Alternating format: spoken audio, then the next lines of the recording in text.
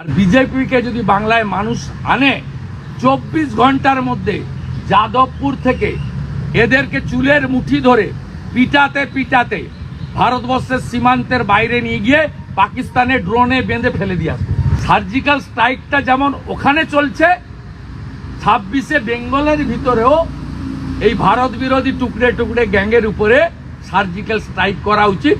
এরা প্রত্যেকের Facebook account, x account, Instagram খুলে দেখুন নরেন্দ্র মোদীকে নিয়ে কি খিল্লিনা করেনি এরা। বলছে ইনি কোভিডের সময় থালা বাজাতে বলেছিলেন। কি বাজেভাবে 6 তারিখে ওদের পোস্টগুলো দেখুন, নোংরাভাবে ভারতবর্ষের প্রধানমন্ত্রীকে আক্রমণ করেছে। তারপরে 7 তারিখ থেকে মুখ চুন হয়ে গেছে, মুখ বন্ধ। ইনসাফ মিছিলও পাবেন না, তেরঙ্গা মিছিলও পাবেন না। প্যালেস্টাইনে বোম পড়লে এক্ষুনি মিছিল বের করতো।